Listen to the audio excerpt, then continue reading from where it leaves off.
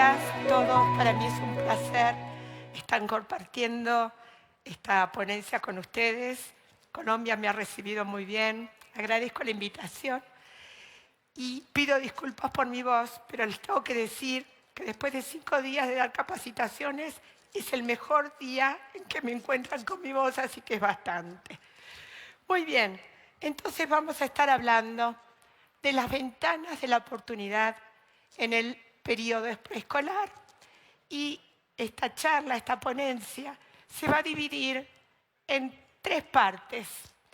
La voy a presentar en una agenda. La primera es, ¿qué son las ventanas de la oportunidad? La segunda es una exhortación más que un título, ¿no? No dejemos que se cierren sin haber aprovechado la oportunidad de transformar las potencialidades en competencias. Y en la última parte vamos a estar viendo qué herramientas nos brinda la neuropedagogía para lograrlo. Comenzamos entonces con la primera. ¿Qué son las ventanas de la oportunidad? Bueno, posiblemente algunos de mis colegas ya se han hablado de estos temas. Yo voy a hacer una síntesis de todos modos. Y una de las pautas, de las premisas primordiales en neuropedagogía es repetir con novedad, porque así se van consolidando los aprendizajes. Así que si algo de esto ya vieron, bienvenido sea, lo repetimos con novedad. Si hablamos del neurodesarrollo, nos estamos refiriendo al proceso de maduración del sistema nervioso que conlleva el desarrollo de las funciones cognitivas. Cuando hablamos de funciones cognitivas, hablamos desde las más básicas, no por simples, sino porque están omnipresentes en todo tipo de aprendizaje, como puede ser la atención, la percepción, la memoria. También hablamos del lenguaje y de las funciones ejecutivas. Y la base del neurodesarrollo se da en una interacción entre lo que heredamos, la genética, y el entorno. Y ahí es donde está nuestra responsabilidad, en el entorno. El cerebro siempre va a aprender. Si dejamos a un niño solo en la selva, algo va a aprender para sobrevivir. Muchas gracias. Algo va a aprender para sobrevivir. Pero la verdad que la calidad del aprendizaje va a depender de la calidad de los estímulos y experiencias que haya recibido durante su vida. ¿Cuándo empieza a desarrollarse el sistema nervioso central? Muy primitivamente. ¿Cuándo aparece el tubo neural? En la 3ª semana después de la concepción. A la 3ª semana después de la concepción ya se empieza a formar el tubo neural. Y la maduración del sistema nervioso central culmina durante la 3ª década. Ponemos como promedio alrededor de los 25 años. Es el sistema que más tarda en madurar, en desarrollarse. Quizás uno de los más vulnerables, pero también uno de los más protegidos, ¿no? Tenemos una capa ósea, o tenemos una protección ósea, cráneo y columna para proteger la médula. Tenemos el líquido cefalorraquídeo y las meninges. O sea que si bien es vulnerable, también está muy bien protegido. Todo este neurodesarrollo y todo lo que se produce durante el neurodesarrollo, por supuesto que es sumamente relevante e importante durante la primera infancia. Esto ya lo venimos mencionando.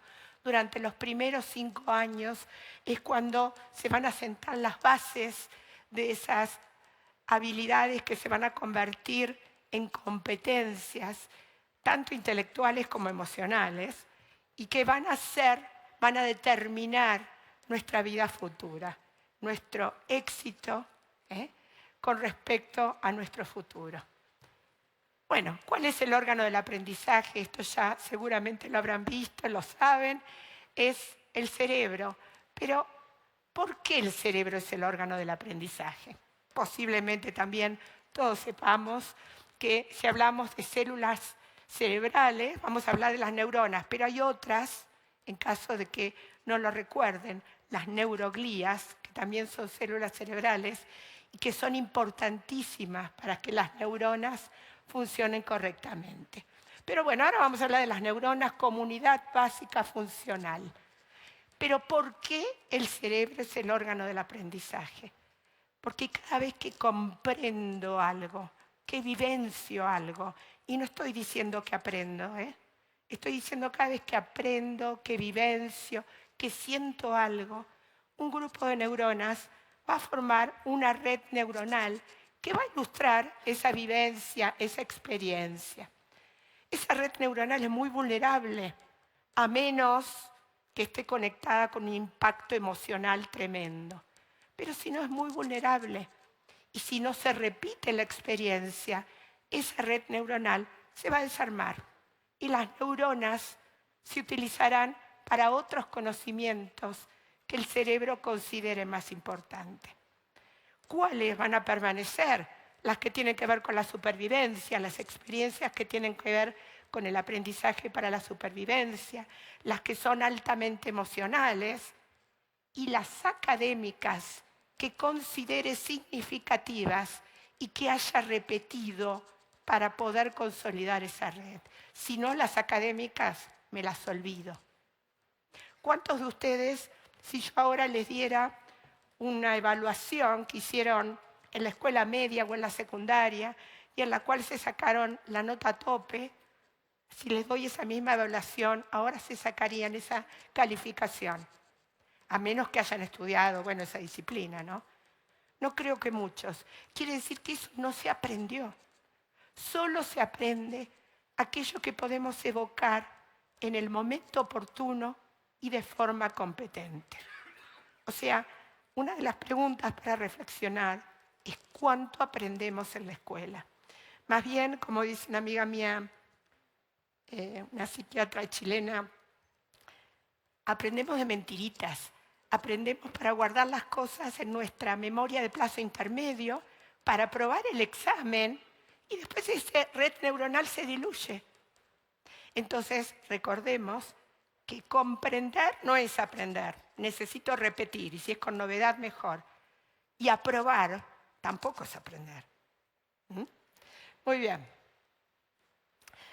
¿Y por qué nuevamente el cerebro es el órgano del aprendizaje? Porque tiene esta capacidad única del cerebro, que es la neuroplasticidad. Nuestro cerebro, esto también lo habrán escuchado seguramente en otra ponencia, pero repetimos con novedad. Es esa capacidad que tiene de cambiar, de reorganizarse continuamente y durante toda la vida. Claro que los primeros 5 o 6 años son cruciales, son fundamentales. Los primeros 5 o 6 años, nuestro cerebro es como si fuera cemento fresco. Entonces todo queda ahí. Bien, y cuando hablo de neuroplasticidad, de este cambio continuo de estas redes neuronales, ¿a qué me refiero? Y puede ser a la formación de redes neuronales cuando comprendo algo, hasta que finalmente lo repito, lo afianzo, lo consolido. Puede ser ampliación de redes neuronales, y acá me estoy refiriendo al aprendizaje significativo. Si ya sé algo y sé más sobre el tema y puedo hacer asociaciones con otras redes, esa red se va ampliando.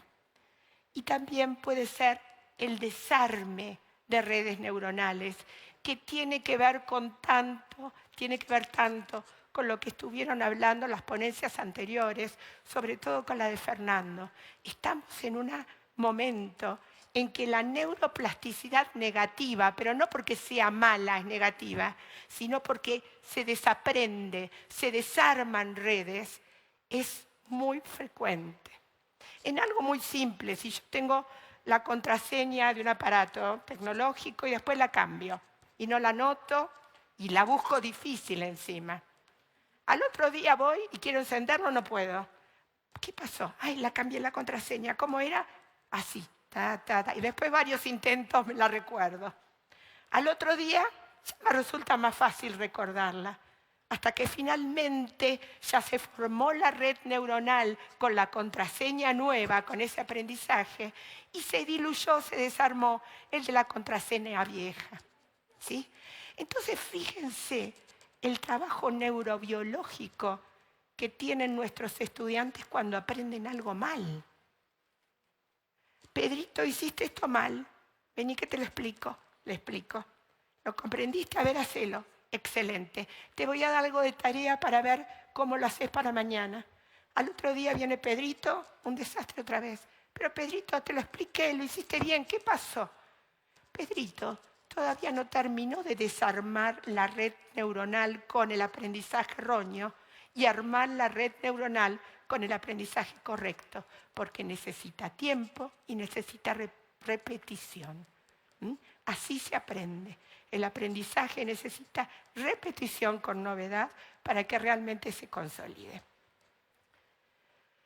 Bueno, entonces nuestro cerebro está permanentemente cambiando, siempre. Por eso es el órgano del aprendizaje. Miren estas redes neuronales. Si yo le preguntara a una persona que no sabe mucho, es neófito en todo lo que tenga que ver con neurociencias, ¿dónde hay más neuronas? Seguramente me dice, ahí a los 24 meses. No es así. Ahí hay más densidad de redes neuronales, pero no más neuronas. Posiblemente ya haya menos neuronas, porque quizás haya pasado por una poda, ya vamos a hablar de esto. Pero fíjense la cantidad de redes neuronales que ya logró, que hizo que ese cerebro estuviera bien denso con esas redes. De esto, ¿qué deduzco? Deduzco que el saber ocupa lugar. Esto que veníamos diciendo, el saber no ocupa lugar. Si pasa esto, el saber ocupa lugar. Y para seguir aprendiendo, voy a tener que seguir olvidando y desarmando redes neuronales para deshacerme de aquellas que no necesito y sí conservar las que necesito. Si yo les pregunto a ustedes ahora, ¿qué estaban haciendo el 4 de febrero del 2018 a las 5 de la tarde? ¿Quién se acuerda? A menos que le haya pasado algo importante en ese momento. O sea, no podemos recordar todo lo que nos pasa, ¿sí? Por eso la neuroplasticidad, el desarme y el poder armar para darle lugar a neuronas nuevos. ¿Y saben cuándo pasa digamos, desagote del cerebro en el cual se van quedando, van pasando a otro lugar del cerebro aquellas cosas que quiero recordar y se van desarmando las que no? Durante el sueño. Por eso es tan importante dormir. Ahí se consolidan los aprendizajes o se empiezan a debilitar. Bueno, entonces por esto de que no tenemos la capacidad de recordar todo lo que hemos vivido y el cerebro tiene que elegir qué es lo más importante. Y como dije hace un ratito, bueno, lo que tiene que ver con la supervivencia es súper importante. Lo que tiene impacto emocional también y lo académico, bueno, lo académico sí me es significativo, sino para la prueba y después que se desarme la red, ¿sí? Bueno, por todo esto se producen podas sinápticas en algún momento. Esto es algo biológico, es algo natural, es algo saludable. Cada tanto en nuestro cerebro se elimina el exceso de conexiones que no necesitamos, que se consideran innecesarias. Esto es importante para agilizar y para aprender mejor. Ahora, ¿cuáles son las necesarias? Las que se usaron menos. Aquellas que se usaron menos, que se repitieron menos, estoy hablando académicamente porque repito que lo que tiene que ver con supervivencia o un gran impacto emocional queda consolidado de una. Pero con respecto al académico, y bueno, aquello que no repetí, el cerebro no lo considera necesario y las va eliminando cuando se producen las podas sinápticas. Esto es un ejemplo, fíjense a los 14 años, cuando ya se produjo una poda sináptica, cómo quedan, hay otras podas sinápticas anteriores a los 14 años. Esto es simplemente un ejemplo. Pero fíjense cómo quedan islotes de redes neuronales. Y ese es el momento de la ventana de la oportunidad. En el momento que se produjo la poda y que quedan estos islotes, es cuando el cerebro se transforma en esponja para captar todo lo del medio, para captar todo lo que le podemos ofrecer. Por eso es tan importante tener en cuenta y conocer las ventanas de la oportunidad. Yo esta charla ahora la voy a ir encauzando un poco para preescolar, pero sirve para todos, porque las podas continúan por lo menos hasta la adolescencia, ¿sí? Los periodos sensibles continúan. Entonces, fíjense qué importante aprovechar esas ventanas de la oportunidad, porque es como que nuestro cerebro quedara como una casa vacía y lo puedo volver a decorar. Le pongo muebles nuevos, le pongo decoraciones nuevas. Entonces, recuerden que el neurodesarrollo es un proceso interactivo entre lo que heredo y lo que recibo del medio. Y estos periodos sensibles son principalmente importantes. Lo que pasa es que estas ventanas de la oportunidad se abren y se cierran. Durante el periodo del neurodesarrollo, entonces, existen momentos en que esta neuroplasticidad provoca que ciertas áreas del cerebro estén más sensibles para desarrollar ciertas competencias. O sea, no es parejo para todas las competencias. Tiene que ver con las etapas del neurodesarrollo. Esto es como un ejemplo para que vean ustedes. Hay muchos autores que hablan del periodo crítico, que es el momento de la poda, y el periodo sensible. Pero hablemoslo como un todo, que es lo que se tiende a hacer actualmente. Y lo que está más oscurito sería lo que correspondería más al periodo preescolar. El periodo sensible de los 2 a 5 años para consolidar habilidades sensoriomotoras y desarrollar el lenguaje. Y la preparación entre los 5 y los 7 para la alfabetización y matematización. Después, a partir de los 7, las ventanas de la oportunidad para estas habilidades, ¿sí? O sea, fíjense que vamos a enfatizar lo preescolar, pero esto se da en todo el neurodesarrollo. Bueno, vamos a hacer una síntesis de esta primera parte. ¿Se acuerdan que cuando dije la agenda yo dije que lo iba a dividir en 3 partes? Estamos finalizando la primera, que era explicar qué eran las ventanas de la oportunidad. Recordemos que el saber ocupa lugar, que se dan podas sinápticas cada tanto y que esto da lugar a ventanas de la oportunidad, a periodos sensibles que tenemos que aprovechar para que la ventana no se nos cierre y no hayamos convertido una potencialidad en competencia. Ahora vamos a seguir hablando un poquito de esto. Les voy a confesar algo. Algunos de ustedes sabrán que viene ahora, ¿no? Algunos saben. Va a venir un recreo cerebral. Yo no iba a incluir recreos cerebrales en esta ponencia. Pero como estuve dando capacitaciones toda la semana en distintos lugares y me encontré con gente que estuvo presente en las otras capacitaciones, me decía ayer, mañana para los recreos, ¿sí? Mañana vamos a hacer recreos. Entonces dije, vamos a hacer recreos. Y aparte, como estamos en una charla, en una ponencia referida al preescolar, me pareció oportuno. ¿Por qué aparte es importante los recreos? ¿Qué son? Son pausas activas.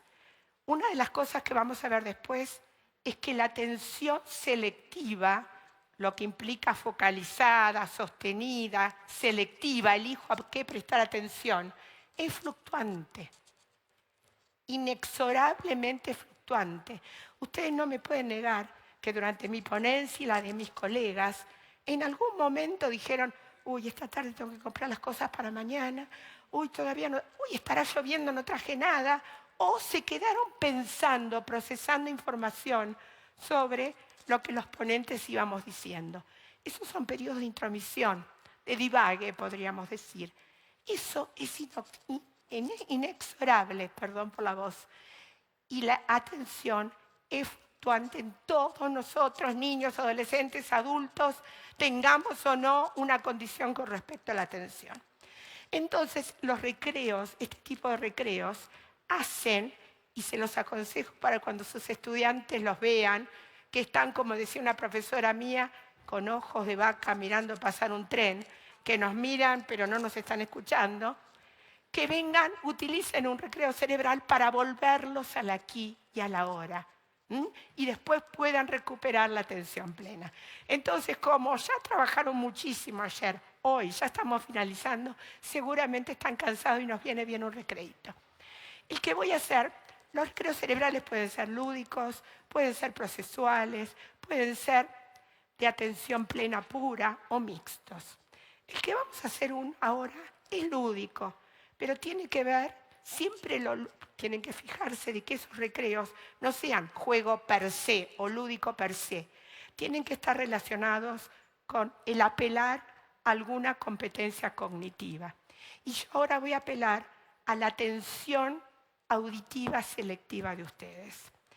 En esta semana estuve dando uno parecido, lo cambié para los que ya vieron, asistieron a algunas de mis ponencias, pero la idea es esta. Les voy a comentar algo muy cortito de la familia Izquierdo. La familia Izquierdo está compuesta de un papá, una mamá y 3 niños. Y entonces yo les voy a leer algo de ellos. Y cada vez que diga la palabra izquierdo, izquierda, izquierdos, izquierdas, les voy a pedir que se pongan de pie para un poquitito entrar en movimiento y despertarnos ya cuando estamos finalizando. Y cuando diga derecho, derecho, derechas o derechas, que nos sentemos nuevamente. Dejen las cositas, olvídense que somos adultos. Lo lúdico es importante en todas las edades. Es más, les cuento yo, en mis alumnos de la universidad, en la primera clase de neuroanatomía, cuando hablo de la neurona les digo, miren, esto es una neurona, soma, dendritas y axón. Entonces les puedo decir neurona, neuronita, neurona con axón, soma con dendritas, sinapsis a montón. Y no se lo olvidan más, se ríen en ese momento, dicen, a lo mejor que infantil, pero después me ven 20 años después y me dicen, ¿te acordás, profe? Neurona, neuronita, y no se lo olvidaron más. Así que, bueno, saquemos esos prejuicios y hagamos esto. Entonces, de pie o sentaditos. Comienzo. La familia Izquierdo lucha por sus derechos. Este es el título. La señora María Izquierdo está casada con Juan y tienen 3 hijos. Derecho después de desayunar, José Izquierdo, que milita en la izquierda democrática, muy bien, va derecho a su trabajo. María, su esposa por derecho, es una mujer hecha y derecha. Juanito, el más pequeño de los Izquierdos, va a la escuela y de allí va derecho a la casa de su abuela. En la familia Izquierdo, 4 de ellos escriben con la mano derecha.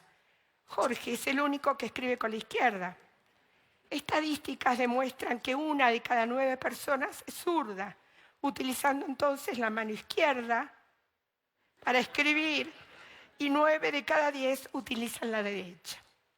La señora Izquierdo tomó la decisión de estudiar Derecho. La facultad está a la izquierda de la iglesia, frente a un mall ubicado a la derecha del parque. Desde allí, tomando el carril derecho y cruzando a la izquierda, se observa del lado derecho un terreno de los Izquierdos. El mismo está en litigio. Les deseamos éxitos a la familia Izquierdo en la lucha por sus derechos.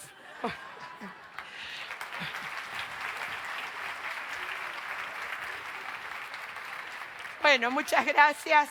Un recreíto para volver a la atención plena, ¿sí? Bien, vamos a la segunda parte de la agenda, que era esta exhortación. No dejemos que se cierren sin haber aprovechado, o sea, las ventanas de la oportunidad justamente de transformar las potencialidades en competencias. Y después nos queda este último. Bueno, entonces sabemos que gracias a esta poda, que después abre las ventanas de la oportunidad para un periodo sensible, el cerebro se vuelve más eficiente y responde más a las demandas del ambiente. Sin embargo, debemos tener mucho cuidado de estimular, de tener en cuenta de estimular, de consolidar todas aquellas habilidades de ese periodo del neurodesarrollo para que se libren de la poda. O sea, consolidar, repetir aquellas habilidades que queremos que se conviertan en competencias para que se libren de la poda y queden ya como aprendizaje en nuestro cerebro.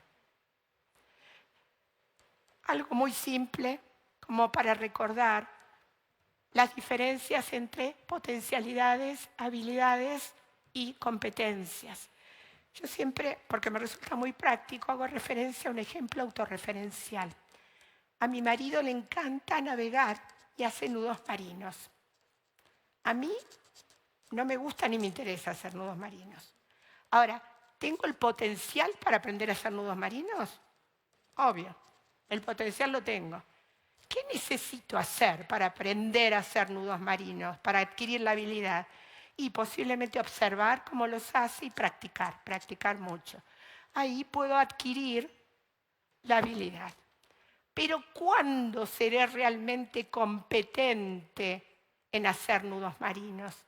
Cuando salga a navegar y sepa en qué momento, qué nudo marino hacer y lo haga eficazmente, correctamente, en forma competente.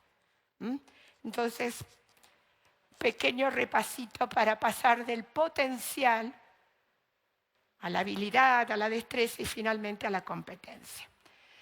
Bueno, como les comentaba antes, el problema de las ventanas de la oportunidad es que se abren y se cierran. Podemos tomar casos drásticos como los niños salvajes o los niños que fueron como secuestrados muchas veces por sus mismos padres, como en el caso de Ginny, que tiene ahora unos 65 años. Nadie sabe exactamente dónde está porque su historia no tuvo un final feliz. Bueno, la cuestión es que esta niña estuvo 13 años encerrada en el sótano de su casa. No estuvo en contacto con nada, hasta que finalmente la descubrieron y trataron de que sus potencialidades, porque se dieron cuenta de que era sana, tenía el potencial para todo, pudieran convertirse en habilidades, en competencias. Esta niña nunca pudo caminar eficazmente. Pudo aprender palabras, estaba muy ávida de aprendizaje, pero palabras sueltas. Nunca pudo hacer preguntas, por ejemplo. No tenía una sintaxis correcta. ¿Sí? ¿Qué había pasado? Se habían cerrado las ventanas de la oportunidad para desarrollar ciertas competencias. Hoy habló Marta del bilingüismo. El bilingüismo yo lo voy a tomar como el hablar como un nativo, o sea, que la lengua 2 sea como la lengua 1, materna. Fíjense, esto también tiene ventana a la oportunidad. Mi suegro, que era italiano, vino a los 20 años a la Argentina y murió diciendo caca. Nunca pudo decir caja, porque nunca había escuchado durante la ventana de la oportunidad el fonema j. Entonces no lo puedo aprender. No tenía ningún problema fonoarticulatorio, nada por el estilo. Una de mis hijas estuvo de novio con un inglés y ella se mataba de risa diciéndole, decir rrr. Claro, el otro decía d. Pero no es que no pudiera, tuvo el potencial, pero en las ventanas de la oportunidad no estuvo en contacto con esos fonemas y ya nunca más los pudo adquirir. En experiencias más crueles con gatitos se ha comprobado, gatitos recién nacidos se les tapó los ojos, no eran ciegos, pero todavía no estaba terminado el proceso de desarrollo visual y cuando a los 2 meses le sacaron esas vendas no podían ver, no se había concluido ese proceso para adquirir la visión. Tener en cuenta que para estas ventanas de la oportunidad, 3 cosas muy simples del cerebro, de la maduración, del neurodesarrollo. Madura de abajo para arriba. ahí tenemos el sistema nervioso central, donde está el encéfalo y la médula, de abajo para arriba. Acá tenemos solo el encéfalo. Primero madura todo lo que está por debajo de la corteza. Si yo tuviera un cerebro acá, lo primero que madura son las estructuras cerebrales que no se ven, que están por debajo de la corteza. Y después la corteza, que es donde yacen nuestras funciones ejecutivas más complejas. Ahora vamos a hablar un poquito más de esto. Y madura de atrás hacia adelante. O sea, si yo miro para allá, de acá para acá. Acá atrás, ahí en azul, están los lóbulos occipitales, bueno, lóbulo parietal, temporal y los lóbulos frontales. Y en la corteza, los dos hemisferios, madura primero el derecho y luego el izquierdo. Acá los puse, estamos en espejo, pero para que fuera la derecha y la izquierda de ustedes. Pero primero madura el derecho y luego el izquierdo. ¿Qué quiere decir todo esto? ¿Cómo lo puedo ver en la enseñanza de mis estudiantes? Bueno, veamos. Comencemos con esto de que madura de atrás hacia adelante. Acá vemos que hay 4 lóbulos. Cada hemisferio tiene 4 lóbulos, pero en realidad hay 5 lóbulos. Hay un quinto lóbulo que no se ve a simple vista, ¿sí? Después lo vamos a mencionar. Y cada lóbulo está relacionado con ¿qué? Miren, el occipital con la vista, el temporal con la audición y el parietal con lo somatosensorial, con los sentidos. Acá está lo motor, la parte posterior del lóbulo frontal, la corteza motora, y en lo más frontal del lóbulo frontal las funciones ejecutivas más complejas, que culminan a los 25 años de madura de esa zona, así que imagínense. Pero fíjense todo lo que madura primero. Por eso esta lógica de comenzar con los sensorio-motor y, bueno, especialmente con los sensorio-motor, y ahora vamos a ver con las otras imágenes con qué más. Esta es la primera ventana de la oportunidad que tenemos en preescolar. Afianzar todo lo que tenga que ver, por eso el aprendizaje multisensorial, por ejemplo. Y esto que tiene que ver, que ya estuvo diciendo, recién lo escuchaba Fernando, ya no hay disciplinas, es todo multidisciplinar y también multisensorial. Esto que le decía, de abajo para arriba, esto que está en morado, en lila, no se ve en un cerebro, porque es la parte subcortical. Eso es el sistema límbico, lo emocional. O sea, todo lo que tenga con la... Somos seres emocionales. Las emociones no se pueden evitar. Ustedes pueden evitar estar tristes, sorprenderse, tener miedo. Lo que se puede evitar y gestionar son las reacciones emocionales. ¿Qué hago con esa emoción? Y eso es un aprendizaje cognitivo. Bueno, me doy cuenta que tengo esta emoción, ¿qué hago con esta emoción? Y el poder manejar esas reacciones emocionales depende de los lóbulos prefrontales, donde se asientan las funciones ejecutivas más complejas. Flexibilidad cognitiva, memoria de trabajo, control inhibitorio, autoevaluación, metacognición, etcétera, etcétera, etcétera. O sea, primero surgen las emociones, pero aprender a gestionar las reacciones emocionales, por supuesto que tengo que empezar desde preescolar, pero no es tan fácil. Es un aprendizaje de por vida. De hecho, sabemos que muchas veces se nos va, estos lóbulos prefrontales no pueden gestionar a este sistema límbico y bueno, tenemos reacciones de lucha, de agresión, de fuga, de sumisión, de evitación, de bloqueo. Se me puso la mente en blanco. ¿Sí? Bien. Y la otra es que madura de derecha a izquierda. Por supuesto que es un neuromito hablar de que el hemisferio derecho es creativo, el hemisferio izquierdo es estructurado, trabajan siempre en forma complementaria. Pero es una realidad que hay algo que se llama lateralización, no lateralidad, que tiene que ver con otra cosa, aunque están relacionadas. Lateralización, la especialización hemisférica de cada uno de los hemicuerpos de nuestro cerebro. Fíjense. El derecho supongamos que ese es el derecho, siempre estamos en espejo, así que esto es medio ambiguo, ¿no? Tiene que ver con lo no verbal. O sea, en el 95% de las personas, estas áreas del lenguaje y otras del lenguaje verbal se encuentran solo en el hemisferio izquierdo. Entonces, si yo digo, ¡ay, qué gracioso! Y les digo, qué gracioso, señor, ¿eh? El hemisferio izquierdo entendió que es gracioso, es literal y es verbal. El hemisferio derecho no entendió las palabras, pero entendió la prosodia, lo gestual, cómo lo dije. Por eso trabajan en forma complementaria. Por eso cuando se habla de lenguaje y dice hemisferio izquierdo, no, el lenguaje verbal, hemisferio izquierdo.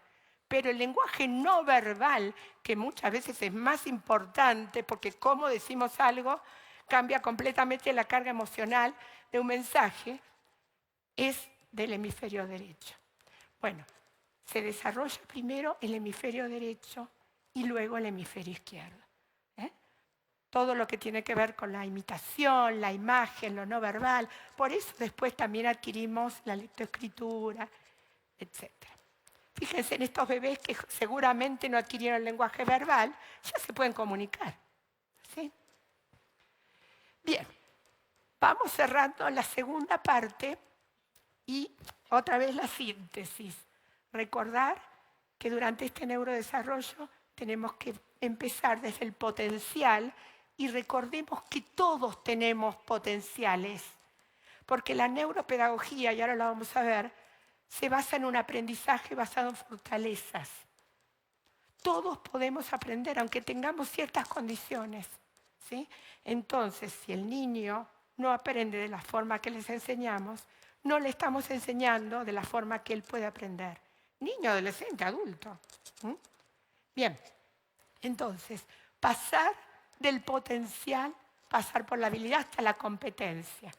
Y recordar que el sistema nervioso madura de atrás para adelante, lo sensorio-motor primero, de abajo hacia arriba, lo límbico, lo emocional primero, y después todas las funciones ejecutivas, y de derecha a izquierda, que tiene que ver con esto, lo no verbal, lo verbal, tiene que ver con otras cuantas cositas más porque tienen otras características, pero nos vamos a basar en esto por ahora. ¿Qué toca? Porque ahora llegamos a la última parte. ¿Se acuerdan que los había dividido en 3 en la agenda? Pero vamos a hacer un recreo para volver al aquí y a la hora, por si esos cerebritos están divagando, que ya están muy cansados y pueden volver. Miren, este recreo es distinto al otro. También es lúdico. Pero como estoy hablando de la lateralización, vamos a hacer algo relacionado con hemisferio izquierdo y hemisferio derecho, que igual trabajan los dos en conjunto. Pero el hemisferio izquierdo va a entenderlo literal. Y el hemisferio derecho, por ejemplo, en un proverbio, necesita del izquierdo para las palabras, pero entiende lo que se tiene que leer entre líneas. Entonces vamos a hacer lo siguiente. Yo les voy a decir, por ejemplo, el globo oftalmológico del poseedor torna obeso al bruto vacuno, bien literal. Y el proverbio es, el ojo del amo engorda al ganado. Pasaron a la metáfora. ¿Sí? A ver quién se anima, ¿eh? Es preferible un plumífero volador en fosa metacarpiana que segunda potencia de 10 pululando por el espacio.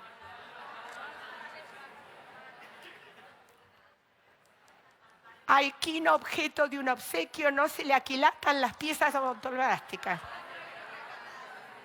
Excelente, muy bien, ambos hemisferios trabajan conjuntamente. A perturbación ciclónica en el seno ambiental, rostro jocundo. A mal tiempo, buena cara. Vamos a ver un poquito más. La ausencia absoluta de la percepción visual torna insensible al órgano cardíaco. Genial, genial.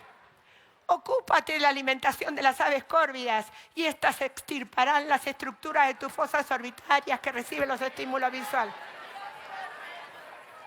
Bien. Cría cuervos y te sacará los ojos. Y por último, cavidad gástrica satisfecha, víscera cardíaca eufórica. Excelente. Bueno, muy bien. Hemos terminado con el segundo recreíto. Ahora volvemos. Gracias.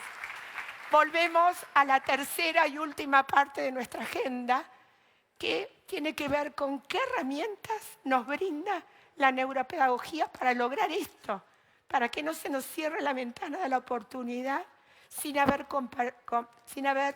ayudado a que la potencialidad de nuestro estudiante se convirtiera en competencia.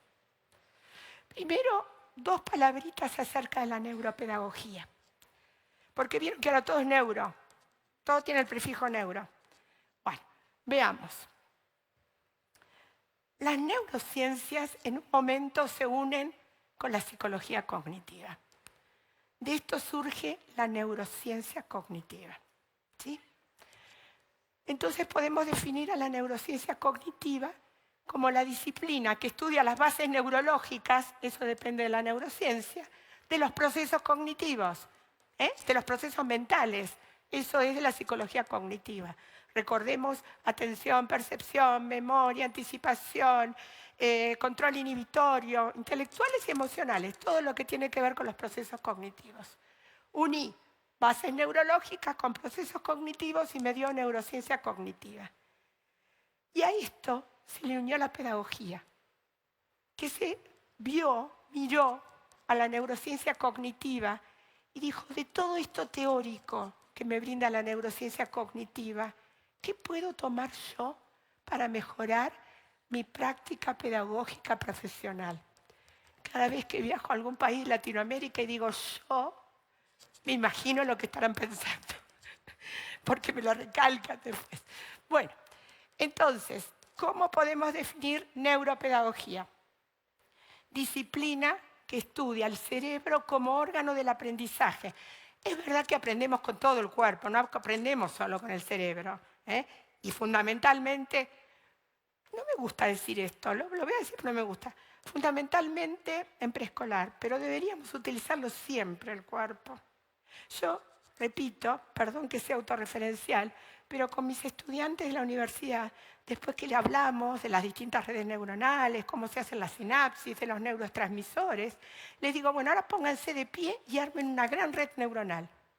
Y eso tampoco nunca se lo olvidan, me lo pasan por el cuerpo. Y que por ejemplo, los lóbulos que se los vayan tocando, o llevo una gorra, esto es para preescolar, pero fíjense, porque yo quiero sacar cosas que intuitivamente en preescolar se dan también para las otras etapas. Entonces, llevo una gorra de esas que se usan para hacer reflejos teñidos, que se pueden escribir, y uno se la pone y sus compañeros hacen todas las partes del cerebro. Y les puedo asegurar que es más probable que se consolide y que no se olvide el aprendizaje. Entonces, disciplina que estudia el cerebro como órgano del aprendizaje, porque es el director de orquesta, pero aprendemos con todo el cuerpo, con el fin de contribuir a que todos los educandos, por eso es inclusiva, puedan desarrollar sus potencialidades cognitivas, intelectuales y emocionales al máximo. ¿Qué quiere decir esto? ¿Cuál es el cambio? El sistema educativo tradicional brinda una enseñanza estandarizada. A todos igual. Si hay igualdad, no hay una buena educación. No podemos darle a todos los mismos. Tiene que ser equitativa, no igualitaria. O sea, darle a cada uno lo que necesita. Ya sé que me van a decir, tengo 40 en el aula, ¿qué hago? Hoy son todos cerebros distintos. Es verdad, las redes neuronales son como nuestra huella digital, porque todos tuvimos distintas experiencias, distintas genéticas, etc. Por eso, una de las pautas que da la neurociencia, la neuropedagogía, es repetir con novedad. No se necesita enseñar a cada uno, porque aparte tampoco vamos a saber, a conocer cada cerebro exactamente cómo aprende. Pero sí repetir con novedad, y ahora lo vamos a ver eso. Entonces, brinda una enseñanza estandarizada. Hace que los estudiantes compitan. Esto que decía ayer una de las ponentes que estuvo hablando, Teresa, que decía, no tiene que haber nota, tiene que haber calificación, sino, y eso lo lleva a competir también, ¿no? Y quiere que los estudiantes aprueben. Si aprobaste, no importa si no aprendiste, aprobaste, ya está. Después hay que ver si aprendiste. Después hay que ver si todo lo que aprobaste lo podés aplicar en forma competente. La neuropedagogía quiere que los estudiantes descubran sus fortalezas. Por eso les digo que es una disciplina que se basa en el aprendizaje basado en fortalezas. ¿Es importante compensar debilidades? Sí, pero que no se nos vaya la vida compensando debilidades sin haber descubierto las fortalezas y el potencial que todos tenemos. Porque si no, se termina la educación con estudiantes que dicen, yo no soy inteligente, yo para esto no sirvo, a mí no me gusta nada, voy a seguir esto porque tengo lo que seguir. ¿Cómo? Si una de nuestras misiones más importantes debería ser mostrarles, facilitarles el descubrir las fortalezas y desarrollarlas. ¿Quién no es feliz haciendo lo que le gusta? ¿Cómo voy a hacer lo que me gusta si nunca lo descubrí ni lo pude desarrollar? ¿Sí? Bueno, fíjense que el objetivo de la neuropedagogía es que cada uno llegue a ser su mejor versión. No que llegue acá, sino su mejor versión con sus potencialidades. Por eso es inclusiva. ¿Sí? Entonces tenemos que cambiar un poquito el foco y hablar, yo en uno de mis libros, Pedagogía Positiva, hablo de las 3D. En realidad se basa en la psicología positiva de Martin Seligman, ¿no? Y hablo de las 3D. Una de nuestras grandes misiones, si no la más importante, es ayudar a nuestros estudiantes a descubrir sus potencialidades y a desarrollarlas. Allí se van a sentir con autoestima, se van a sentir bien, se van a poder dedicar a lo que les gusta, para después pasar a un nivel más trascendental, que es dárselo a los otros. ¿Sí? Esto es fundamental, es una misión que tiene la escuela en cualquier nivel. Por supuesto que hay que empezar desde el preescolar. Tus alumnos podrán olvidar lo que dijiste, pero nunca la persona que fuiste con ellos. Esto es fundamental. Bien. Ay, perdón. Fotito. Igual si alguien quiere la ponencia, tiene un PowerPoint o algo, después se las doy. Bueno. Algunos tips para aprovechar estas ventanas de la oportunidad. Ambiente preparado. Esto lo habrán escuchado María Montessori, Loris Malaguzzi, de la pedagogía Reggio Emilia. Para mí fueron los primeros neuropedagogos, aunque en ese momento no existía la neuropedagogía, pero hablaban del ambiente preparado, de preparar el ambiente. Pero el ambiente, no solo el entorno físico y los recursos, sino el clima emocional. O sea, el ambiente visible y el ambiente no visible.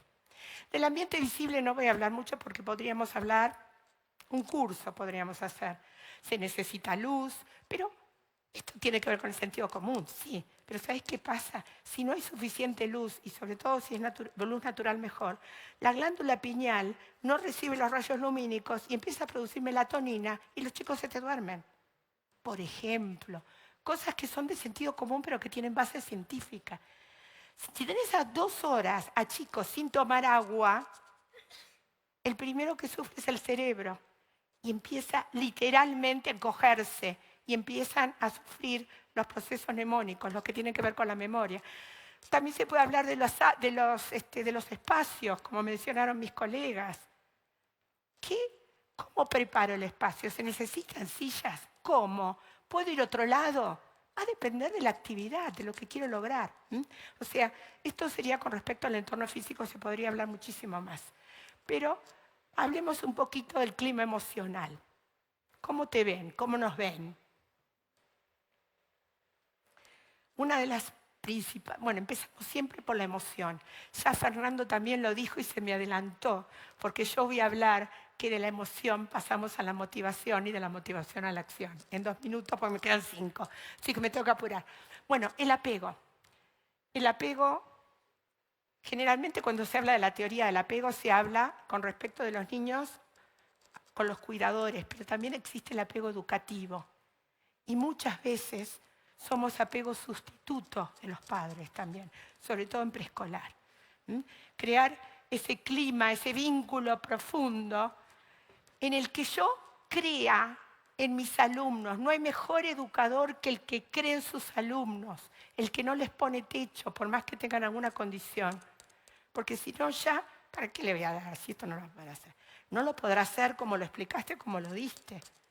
Si el niño no aprende de la forma que le estamos enseñando, es porque no le estamos enseñando de la forma que puede aprender. Captar la atención. Esto es fundamental. En todo momento es el proceso cognitivo más básico y por eso yo recurro a los recreos cerebrales cada tanto, no importa la edad que tenga mi audiencia, porque si se afecta la atención, se afectan todos los otros procesos. Francisco Mora nos dice, no se puede exigir la atención. Si yo le digo, préstame atención, me va a mirar con ojos de vaca pasar un tren, me va a estar mirando, pero va a estar pensando en otra cosa, ¿sí? Por lo tanto, tenemos que crear la necesidad de que nos presten atención. Miren, esto es de Frato, de Tonucci. Acá está el niño apasionado con una mariposa. Y el docente le dice, no te distraigas. Y mire el tema que está dando, artrópodos, donde se incluyen las mariposas. O sea, ¿qué pasó ahí? Recordemos que la atención es fluctuante. Esto no voy a entrar demasiado, pero fíjense que cuando logramos captar la atención, los lóbulos prefrontales se activan, ¿sí? Cuando se va la atención, cuando se distraen, los parietales, ahí pasa el foco a los parietales. Entonces tenemos que presentarle el estímulo, que va a ser el estímulo de saliencia para que vuelva a sorprenderse y vuelva al aquí y a la hora. No importa la edad que tengan. Esto en inicial quizás se haga bastante, pero aprendamos bastante del inicial. Bueno, por supuesto que en nivel inicial la atención fluctúa mucho más, ¿no es cierto? Los periodos de atención sostenida son más cortos, pero se habló muchas veces, duran 5 minutos, en más grandes duran 15. En realidad depende de muchas cosas. Depende de si están las necesidades básicas cubiertas, depende del estado de ánimo, depende de las expectativas cumplidas. Si prometo mucho y después no doy, no me prestan más atención. Del nivel de los desafíos adecuados, de las características del docente, de los intereses, de las interferencias que haya y de los conocimientos previos. Fíjense esto con respecto a los conocimientos previos. ¿Qué ven ahí? Una pareja abrazándose, ¿no? Miren bien en la sombra. Eso. Un niño de 2, 3 años, si yo le muestro eso, me va a decir, veo delfines, porque no tiene el constructo de la pareja abrazándose. O sea, los conocimientos previos, las experiencias vividas son fundamentales. Repetir con novedad. Si le doy brócoli y no le gusta, se lo voy a dar de distintas formas para ver si le puede llegar a gustar. ¿Sí? Por supuesto que en nivel inicial nos valemos de este repetir con novedad, principalmente de las actividades rectoras como son el juego, el arte, la literatura y la exploración del medio. Yo sé que quieren sacar fotos, pero tengo 1 minuto 40, después se las doy. Y bueno, especialmente todo lo que tenga que ver con lo sensorio-motor para aprovechar esta ventana de la oportunidad y el lenguaje no verbal para pasar después al verbal. Fíjense que todo lo que dije tiene que ver con el diseño universal del aprendizaje. Hablé de empezar por la emoción, las redes afectivas, que es lo subcortical, sistema límbico emocional. Hablé de los lóbulos, este es un cerebro que está mirando para allá, posteriores, que tienen que ver con los sentidos y la parte posterior del frontal con lo motor, ¿sí? O sea, pasar el conocimiento por distintos sentidos, relacionarlo con distintas disciplinas, no decir, doy matemáticas, solo números. Y por último, las redes estratégicas de los lóbulos prefrontales, que tiene que ver con los, digamos, las funciones ejecutivas, los aprendizajes más complejos. Entonces, emoción, motivación, repetición con novedad, o sea, pasando, asociándolo con otras disciplinas y con distintos sentidos, y paso a la acción. Antes de pasar a esta diapositiva, que ya estoy terminando, muchos de ustedes conocerán las etapas del aprendizaje que mencionó Maslow, que van. Supongamos que alguno de ustedes nunca hubiera escuchado de neuropedagogía. Entonces, la primera etapa es no sé que no sé, ni lo conozco. Después estudian algo de neuropedagogía, ¿ven? Entonces, pero todavía no la aprendieron, entonces sé que no sé. Después siguen estudiando, entonces sé que sé, pero no aprendieron todavía. Aprendieron cuando no saben que saben, porque les sale tan naturalmente que ya lo consolidaron, ya se consolidaron esas redes neuronales y ya se incorporaron, ¿sí? Fíjense esto en el aprendizaje del preescolar. Primero, puedo pasarlo a esto. Yo hago y tú miras, el momento de la sorpresa, capto la atención, ¿sí? Esto también se puede dar en otros periodos. Después, la segunda parte, yo lo hago y tú lo haces, lo hacemos juntos, nos motivamos. Acá, si lo pasamos a la parte neurobiológica, hay una gran producción dopaminérgica. La dopamina es un neurotransmisor que hace que se formen las redes neuronales, que conectan neuronas con otras neuronas. Y la dopamina es el neurotransmisor de la atención sostenida y del placer. La tercera etapa, tú haces y yo miro. Ahora estás aprendiendo solito. Entonces acá hay una gran producción de adrenalina y noradrenalina porque pasé a la acción. Fíjense, ahí emoción. Porque recuerden otra cosa, la palabra emoción y motivación tienen la misma raíz, motere, que quiere decir acción, movimiento. Entonces acá pasé la acción. Y finalmente lo podés hacer solito, sin que esté yo. Esto es para todas las etapas, aunque yo lo hable en diminutivo para los más chiquitos. Y acá, gran producción serotoninérgica. La serotonina es la neurohormona de la satisfacción y de la serenidad, ¿sí? Esto, relacionándolo con lo que dijo María Montessori, la mayor señal del éxito de un profesor es poder decir, ahora los niños trabajan como si yo no existiera. Ahí llegamos a la última etapa, ¿no es cierto? No terminé todavía. Esto es para reflexionar. A veces tenemos que aprender las otras secciones, primaria, básica, secundaria, universidad, del nivel inicial, ¿no? Que es muchas veces naturalmente neuropedagógico. Y ahora sí, para despedirme, una canción.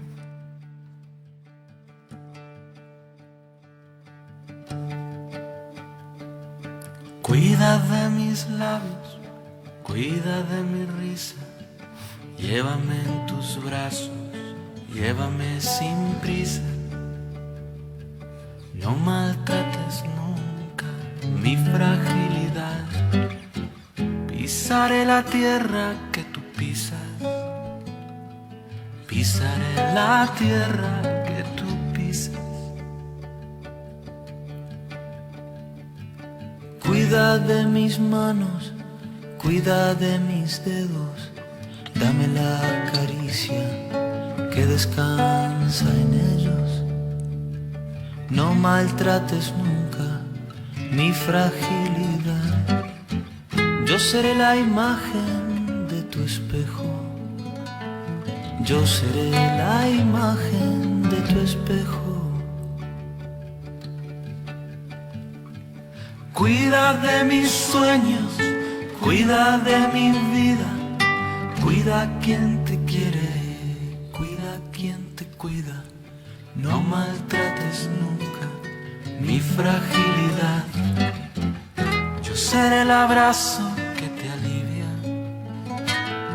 yo seré el abrazo que te alivia. Cuida de mis ojos, cuida de mi cara, abre los caminos, dame las palabras. No maltrates nunca mi fragilidad, soy la fortaleza de mañana, soy la fortaleza de mañana.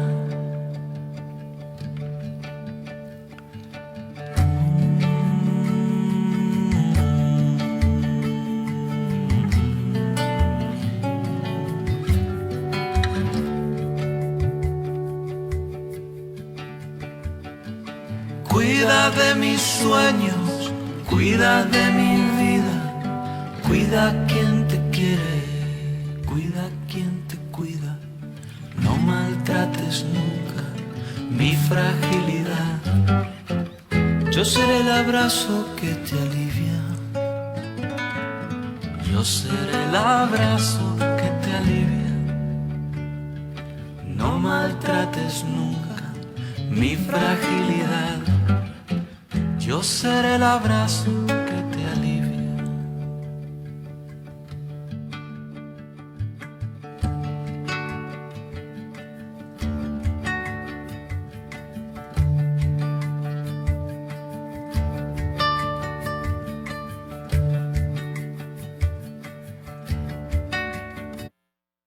Muchas gracias. Gracias a ustedes.